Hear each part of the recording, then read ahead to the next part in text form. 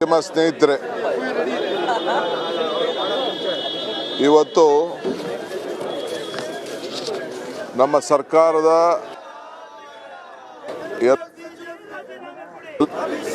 ಮಂತ್ರಿಗಳು, ನಮ್ಮ ಪಕ್ಷದ ವಿಧಾನ ಪರಿಷತ್ತು ವಿಧಾನಸಭೆ ಸದಸ್ಯರು ನಾವೆಲ್ಲ ಇವತ್ತು ಒಂದು ದೊಡ್ಡ ಹೋರಾಟಕ್ಕೆ ಗಾಂಧಿ ಪ್ರತಿಮೆ ಮುಂದೆ ಕೂತಿದ್ದೇವೆ.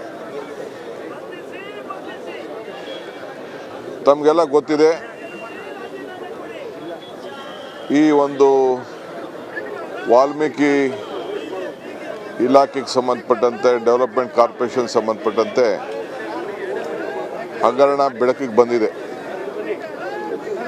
ತಪ್ಪಾಗಿದೆ ಅಂಥೇಳಿ ನಮಗೆ ಮನವರಿಕೆ ಆಗಿದೆ. ಅಧಿಕಾರಿಗಳು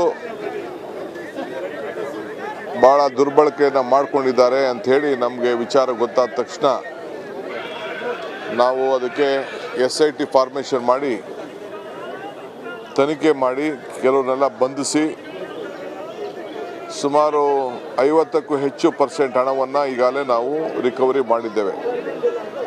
ಒಂದು 89 ಕೋಟಿ ರೂಪಾಯಿ ಅಷ್ಟು ಟ್ರಾನ್ಸ್ಫರ್ ಆಗಿತ್ತು ಇದು ತೆಲಂಗಾಣಗೆ. ಅದೆಲ್ಲ ಕೂಡ ನಮ್ಮ ಅಧಿಕಾರಿಗಳು ಕಂಡುಹಿಡಿದು ತಕ್ಷಣ ಒಂದಷ್ಟು ರಿಕವರಿ ಮಾಡೋಂಥ ವ್ಯವಸ್ಥೆ ಕೂಡ ಈಗಾಗಲೇ ಮಾಡಿದ್ದಾರೆ, ನಡೀತಾ ಇದೆ. ಈ ಮಧ್ಯೆ ಕಾನೂನು ಪ್ರಕಾರ CBIನವ್ರಿಗೆ ಅವಕಾಶ ಇದೆ. ಅವರು ತನಿಖೆ ಪ್ರಾರಂಭ ಮಾಡ್ತಾ ಇದ್ರೋ ಏನೋ ಗೊತ್ತಿಲ್ಲ ನಮ್ಗೆ, ಯಾವ ಹಂತದಲ್ಲಿ ಇತ್ತು ಅಂತೇಳಿ. ED ಅವರು ಪ್ರವೇಶ ಮಾಡಿದ್ದಾರೆ.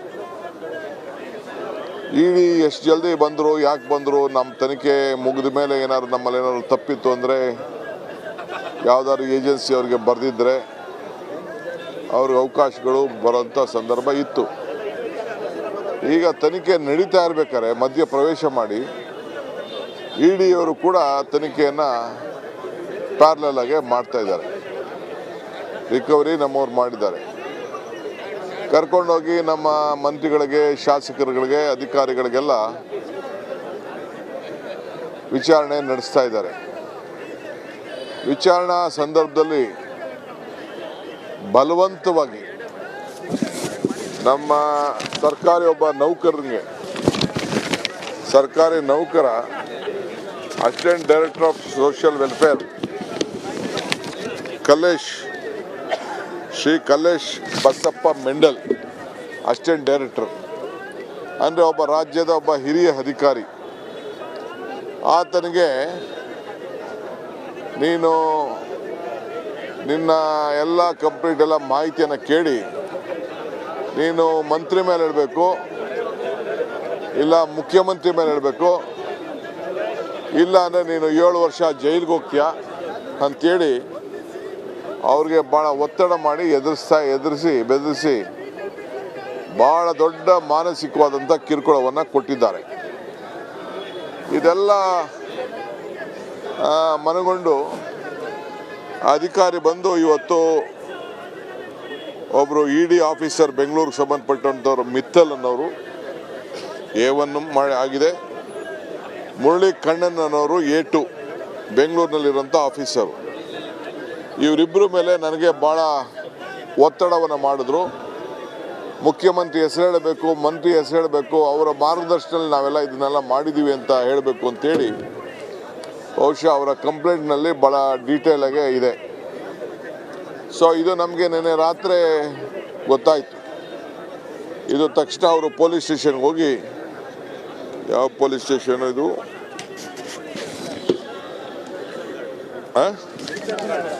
ವಿಲ್ಸನ್ ಗಾರ್ಡನ್ ಪೊಲೀಸ್ ಸ್ಟೇಷನ್ಗೆ ಕಂಪ್ಲೇಂಟು ಕೊಟ್ಟಿದ್ದಾರೆ.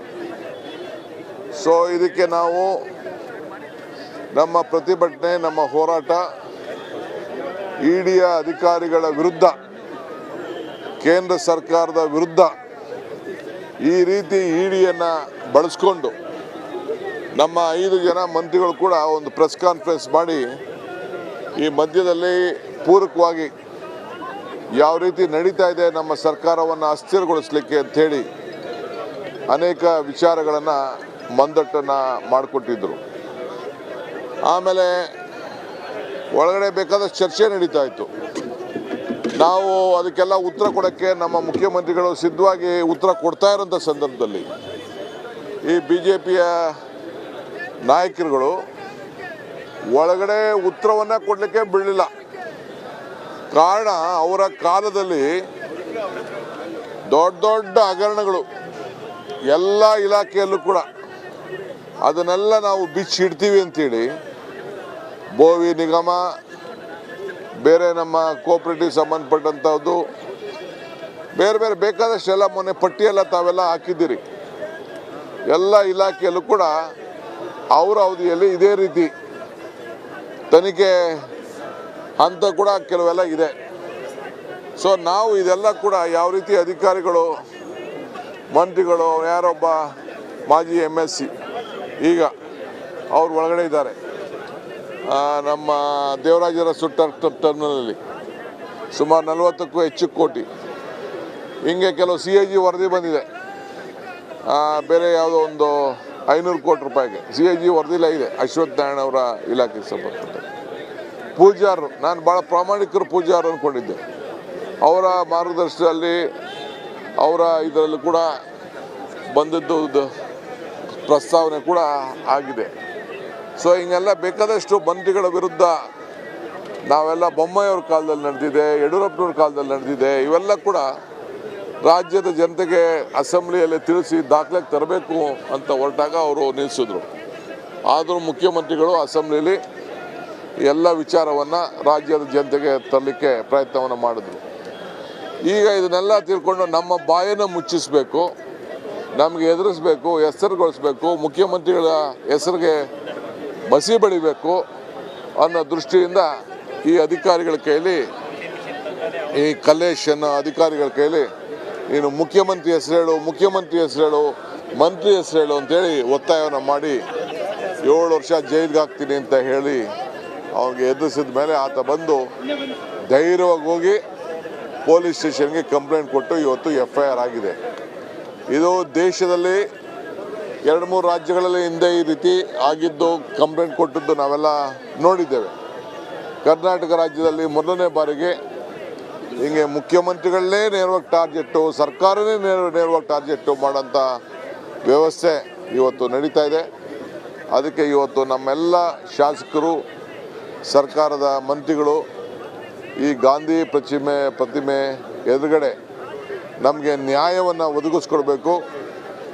ಇವತ್ತು ಕೇಂದ್ರ ಸರ್ಕಾರದ ವಿರುದ್ಧ ಏನು ED ವಿರುದ್ಧ ಕ್ರಮ ಕೈಗೊಳ್ಳಬೇಕು ಅನ್ನೋದನ್ನು ಒತ್ತಾಯವನ್ನು ಮಾಡಿ ಎಲ್ಲ ಕೂಡ ಇವತ್ತು ಪ್ರತಿಭಟನೆಯಲ್ಲಿ ಇವತ್ತು ನಾವೆಲ್ಲ ಪಾಲ್ಗೊಂಡಿದ್ದೇವೆ. ಇದಾದ ಮೇಲೆ ಅಸೆಂಬ್ಲಿ ಒಳಗಡೆ ನಾವೆಲ್ಲ ಹೋಗ್ತೇವೆ. ಯಾಕೆಂದರೆ ಅಸೆಂಬ್ಲಿ ಕೆಲವು ಕ್ವಶನ್ ಅವರ್ಸ್ ಇದೆ, ನಾವು ಕೆಲವು ಪ್ರತಿಭಟನೆ ಮಾಡ್ತೇವೆ. ಮುಂದಕ್ಕೆ ಹೊರಗಡೆ ಯಾವ ರೀತಿ ಮಾಡಬೇಕು ಅಂತೇಳಿ ಕೆಲವು ತೀರ್ಮಾನವನ್ನು ಕೂತ್ಕೊಂಡು ನಾವು ಮಾತಾಡ್ತೇವೆ. ನೋಡ್ರಿ, FIR ಆಗಿದೆ. ಕಾನೂನು ಏನಿದೆ, ಕಾನೂನು ಚೌಕಟ್ಟಿನಲ್ಲಿ ಏನು ಮಾಡಬೇಕು ಆ ಅಧಿಕಾರಿಗಳು ಅವ್ರು ಮಾಡ್ತಾರೆ. ಅದಕ್ಕೆ ನಾವು ಇಂಟರ್ಫಿಯರ್ ಹಾಕಿ ಹೋಗಲ್ಲ. ನಾವು ಯಾರು ಪೊಲೀಸ್ ಸ್ಟೇಷನ್ ಅಲ್ಲ, ನಾವು ಸರ್ಕಾರ ಅಷ್ಟೇ. ಕಾನೂನು ಏನಿದೆ, FIR ಆಗಿದೆ, ಏನೇನು ಆಗಬೇಕು ಅದನ್ನು ಮಾಡ್ತಾರೆ. ಕಂಪ್ಲೇಂಟ್ ಅವ್ರಿಗೇನು ಕೊಟ್ಟಿದ್ದಾರೆ ಅದಕ್ಕೇನೇನು ವ್ಯವಸ್ಥೆ ಇದೆ ಆಗ್ತದೆ. ಅವ್ರು ಹೆಂಗೆ ನಮಗೆ ಕಾನೂನಿದೆ ಅಂದ್ಬಿಟ್ಟು ಅವರು ಪ್ರಯೋಗ ಮಾಡ್ತಾ ಇದ್ದಾರೋ, ಅವರು ದುರುಪಯೋಗ ಮಾಡ್ತಾ ಇರ್ಬೋದು. ನಾವು ದುರುಪಯೋಗ ಮಾಡಲಿಕ್ಕೆ ಹೋಗೋದಿಲ್ಲ. ನಮ್ಮ ಕಾನೂನು ಚೌಕಟ್ಟಿನಲ್ಲೇ ಅಧಿಕಾರಿಗಳು ಅವ್ರಿಗೆ ಫ್ರೀ ಆಗಿದ್ದಾರೆ, ಅವ್ರು let and free and fair ಆಗಿ ಅವ್ರು ಇನ್ವೆಸ್ಟಿಗೇಷನ್ ಮಾಡ್ತಾರೆ.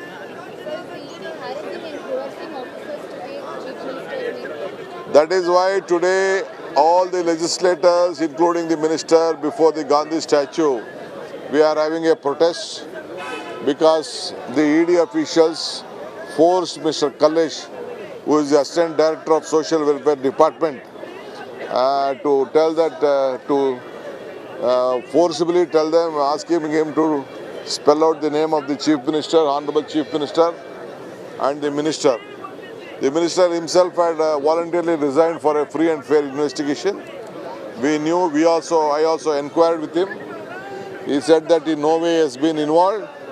We gave it to SIT, and SIT has been recovered more than 50%. They have arrested a very number of many people. I don't know the number about the investigation, but I was told that more than 50% of the amount has been recovered. It is 89 crores. In that 50% has already been required, but action will be taken accordingly. Now ED officials have been entered. ED officials also is inquiring. At the time of investigation, they have been forced, Mr. Kalesh, the assistant director, to specify that the CM has been involved. You tell the name of CM, you tell the name of the minister, otherwise you will go to 7 years jail.